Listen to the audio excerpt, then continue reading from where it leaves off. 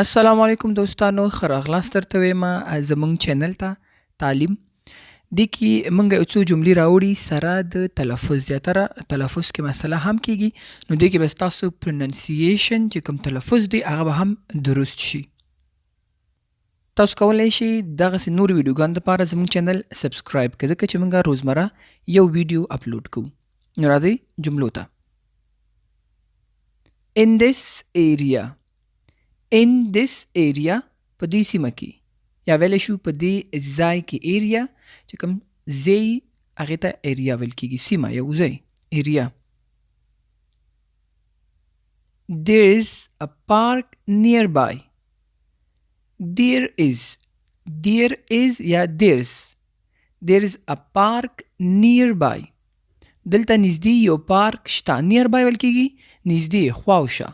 نیربای چا د ژبې نیربای نږدې There is a park nearby دلته نږدې یو پارک شته In the neighborhood په ګاونډ کې خواوشا ګاونډ کې راځي In the neighborhood ګاونډ کې I am full زه موړ یم دا جمله ته هر ځای کې نشي کارولی I am full که ملګري هغې ځای کې کارولی شي ځکه چې دا ډېره ادبي جمله نه راځي لکه موږ چې پښتو کې وایي زه ډک شوم نو I am full زه یعنې موړ شم چې کله ته خوراک وکړې ته فل شي ته وایې I am full یعنې دفتري ځایونو کې نشي کارولی ادبي نه ګڼل کېږي I am tired زه ستړی یم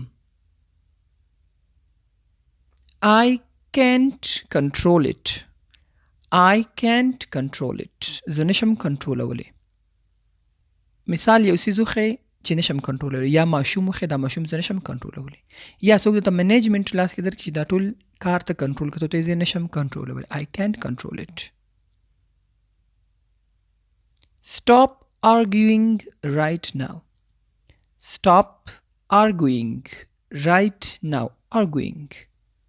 همدا اوس بحث بند کړئ Stop arguing right now همدا اوس بحث بند کړئ I own a car زه یو موټر لرم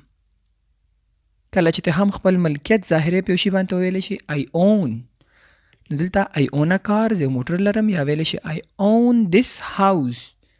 دا کور زما ملکیت دی دا کور زما دی یا زه یو کور لرم I'm tired of working زه د کار نه تنګ یم I'm tired of چې یو شي نه ته تنګ شوی ستړی شوی ته ویلی شي I'm tired of working زه د کار نه تنګ راغلی یم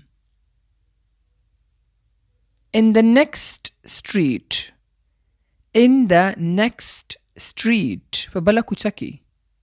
بله کوڅه کې یا وروستۍ را روانه کوڅه کې بله کوڅه It's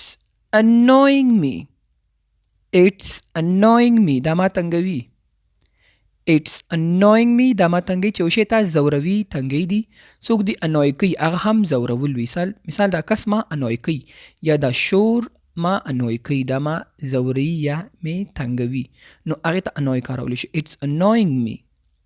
چې پوز دې راولي زیاتره موږ وایو که نه دې خو زه پوز ته راوستم Maybe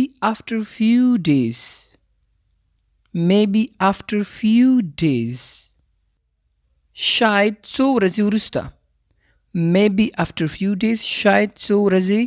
وروسته دا د نن ورځې لنډې یو څو جملې امید کوم کومک به دې سره کړی